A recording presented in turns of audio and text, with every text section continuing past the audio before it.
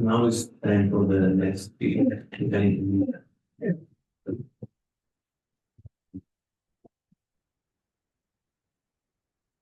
Use a microphone. So this is the meeting time. I can use one of those. It's okay. Is it okay, microphone? I'll use this Yeah. one. Yes, so lecturer in the week's Professor Benoît Lamarche. He's a professor at the School of Nutrition at University of Laval in Canada, and also scientific director of Nutrition and Health Society and university. He published over 400 peer-reviewed papers. His topics are also widely related to nutrition, food and health. And currently work on paper together on their DNSG. And yeah, I think I will give the floor to you. Thank you. Thank you very much, and thank you for the invitation. I'm really happy to be here, and it's for my first time at this meeting, and I enjoy it. So I might be back. I think next year in Ottawa or Toronto. So I have no reasons not to participate. So yeah, I was given the task to talk about dairy and dairy fat.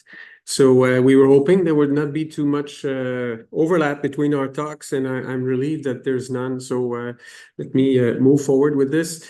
This is, I think I'll use this one. This is my disclosure, mostly funded by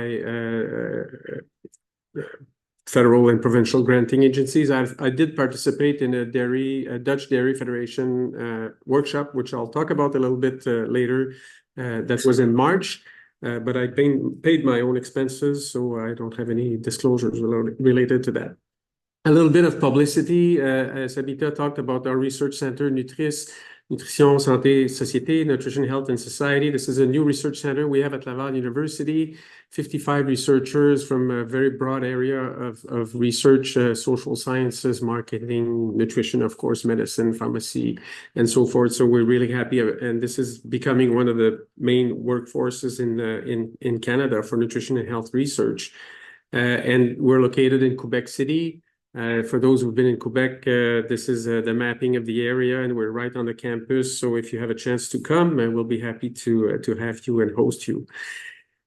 Okay, so you've seen this slide in different formats so far. This is the nutritional risk factors around the world, the most important ones that are explaining the death rates around the globe.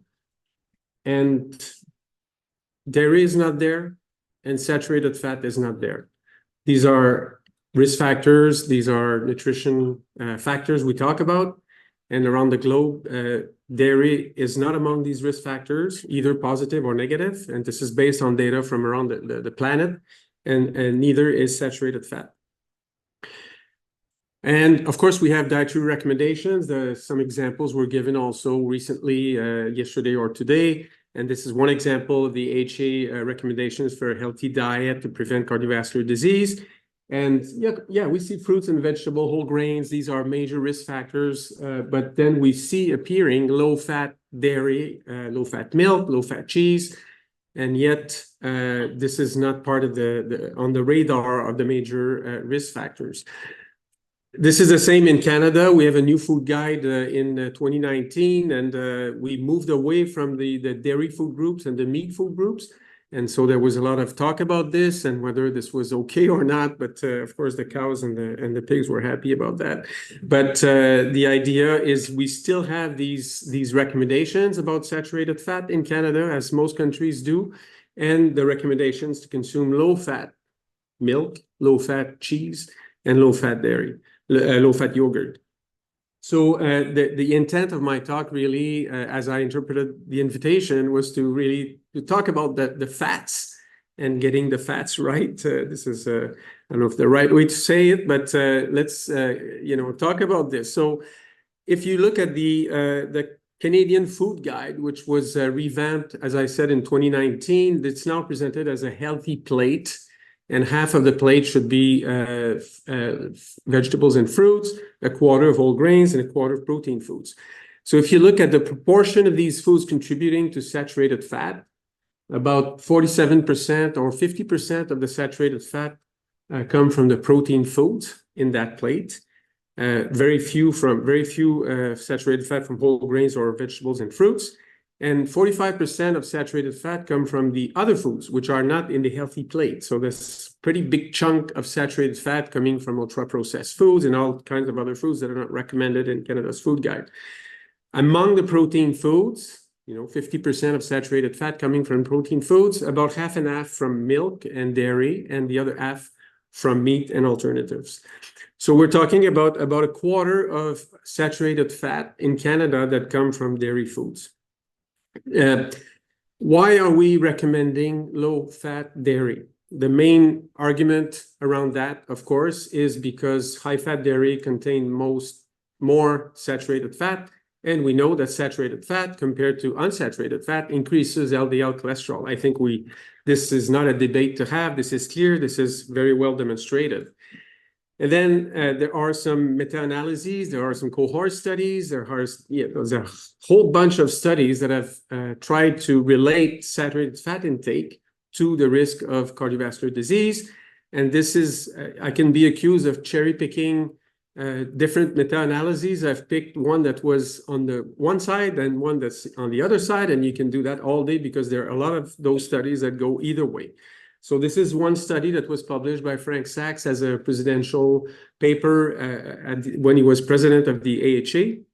And these are the old intervention studies where saturated fat was replaced by unsaturated fat in intervention randomized controlled trials very early on, in 60s and 70s, which showed that if you replace saturated fat with unsaturated fat, you reduce the risk of coronary heart disease.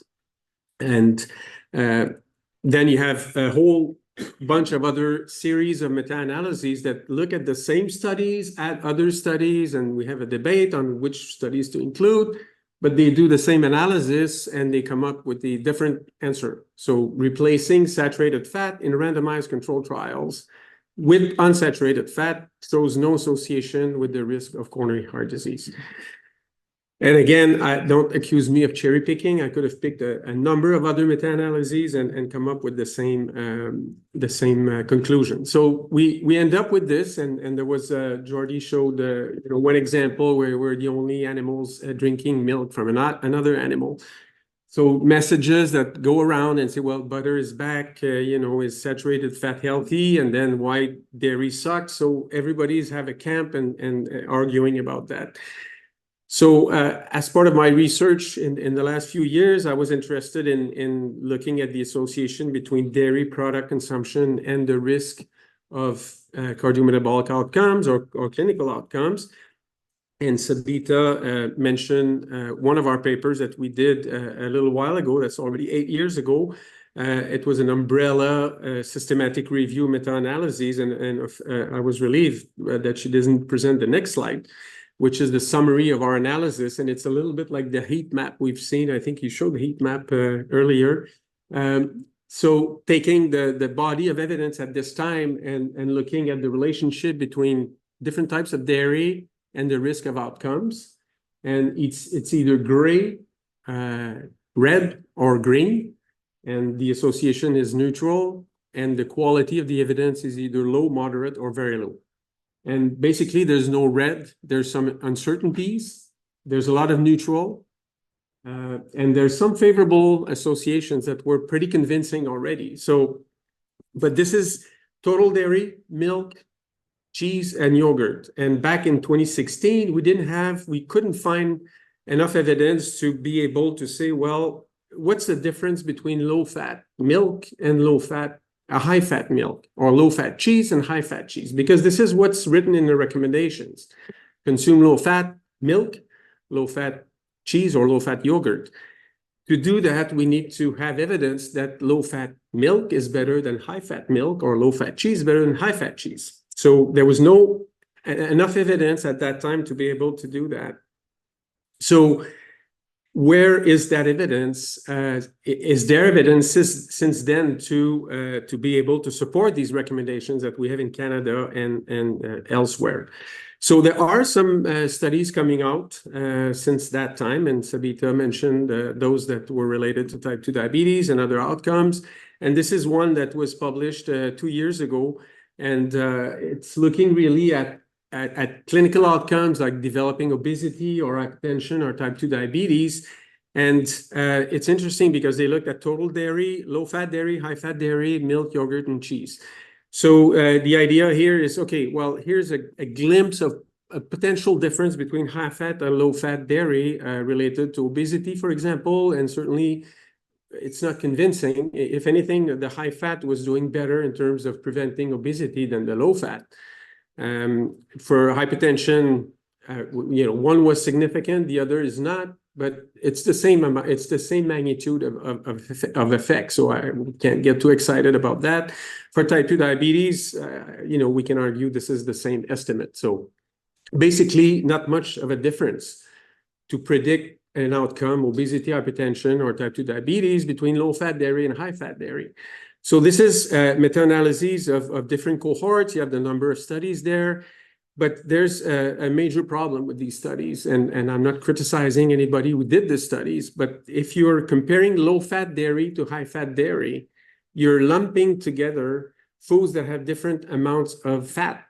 So, for example, a low-fat milk is traditionally 0 to 1% fat.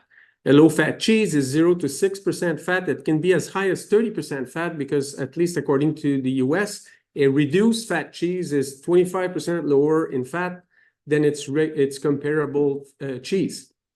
So if you're lumping a low-fat cheese that's 30% fat with a 0% low-fat milk, you're in the same zone as a regular fat milk, even greater fat than in the milk and more fat than in the yogurt. So this is a problem in these studies, and I would argue that we shouldn't do that. We shouldn't look at total dairy, high fat or low fat, because these are completely different animals in terms of foods. So there are some studies that are coming out more and more looking at low-fat milk versus high-fat milk, low-fat yogurt versus high-fat yogurt. And this is one that was published by Jacobson 3 years ago, and a meta-analysis, and this is a summary of their data. So you have the number of studies and so forth. And so if we look at predicting coronary heart disease, the low-fat milk and the high-fat milk had similar estimate sizes, 5 to 8%. The high-fat milk was significant. The low-fat milk was not significant. So a trend towards a high risk of CHD with greater consumption of either, and perhaps a little more with the high-fat milk. But, we could argue that the effect size are very similar. For the low-fat yogurt, there are no numbers, so there is no data.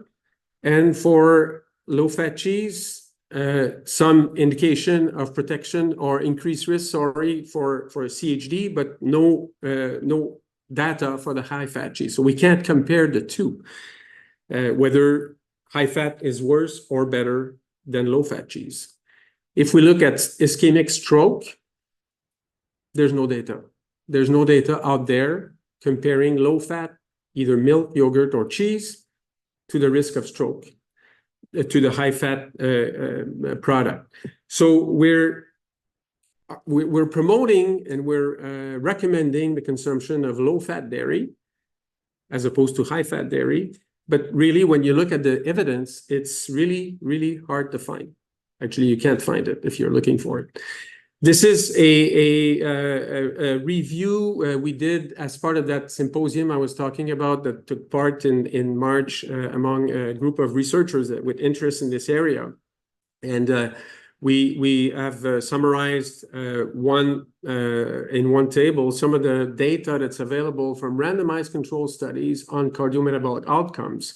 And I draw your attention on the middle column and the second one there, which is the effect of consuming a lot of high-fat dairy compared to no or very little high-fat dairy on different cardiometabolic risk factors, or consuming a lot of low-fat dairy compared to no dairy on the same risk factors.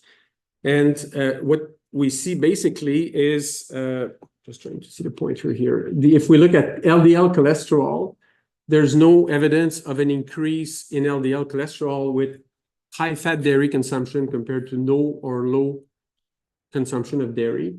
And it's the same for low-fat dairy. no effect of low-fat dairy on HDL cholesterol, a little bit of a rise in HDL cholesterol with high-fat dairy consumption. Triglyceride, no effect of either. Systolic blood pressure, reduction for both. So about the same reduction in blood pressure, whether you consume low-fat or high-fat dairy in randomized control trial. If you look at body weight, not much of a difference with either high or low-fat dairy in randomized control trials. Same thing for fat mass or waist circumference. And then glycemic control, kind of a puzzle here because most data are pointing in the same direction. If you consume more dairy, your glycemic control is disturbed, is perturbed. Higher fasting glucose, higher HbA1c.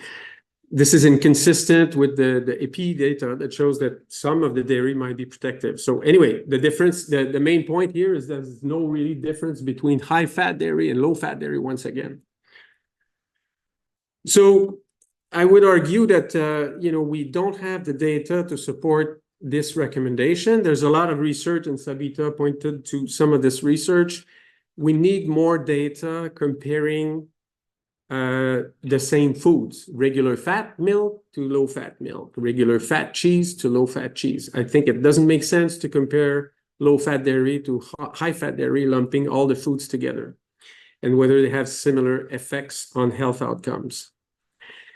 One of the things that's very hard to do, and there's some substitution studies that can be done, but what is the extent that the potential health effect or deleterious effect of dairy is related to the food it's replacing in the diet? So this is a key thing to address. There are some studies that have started to look at that, but is there a difference when you replace high-fat dairy by something else or low-fat dairy by something else, and can that inform us about the relevance of our recommendations to consume low-fat dairy? And Sabita talked a little bit about this. What is the difference between countries? And of course, this is part of a full dietary pattern we have to be aware of. So with traditionally low or high intakes of dairy, is there a difference between low-fat and high-fat dairy intake? So my take-home message, takeaways, I would argue that we don't have the evidence to support regular fat or low fat, that we don't have the evidence to differentiate regular fat to low-fat dairy for their effect on cardiometabolic and clinical outcomes. More research is needed, as I mentioned. And yeah, is low fat really better than regular fat? If we recommend low fat, we assume that low fat is better than high fat. So is that really the case? We don't know. That's my argument. And why do we care? I mean, people could drink or eat low fat dairy. Why do we care? Well, I think first because we care because our recommendations are evidence-based. They should always be evidence-based. They are evidence-based, but in that case, we don't have the evidence to support that recommendation. So that's why I care. I think we need more evidence to support that. And as mentioned by Jordi, what's the unintended consequences of recommending low-fat dairy? When one of those is that the saturated fat that we're taking out of dairy is appearing somewhere else in our food supply. So that might be a major issue, knowing that now 50% almost of our saturated fat come from the other foods. Well, that saturated fat originally was either in dairy or somewhere else, but it came from somewhere. So with that, I'll stop. This is the students I've had the privilege to mentor over the years, and I want to recognize Jean-Philippe Drouin-Chartier, who did some of the work I presented. I don't know where he is, somewhere. 2016, it's about here, somewhere. I can't find, he's here, Jean-Philippe. And I thank you for your attention.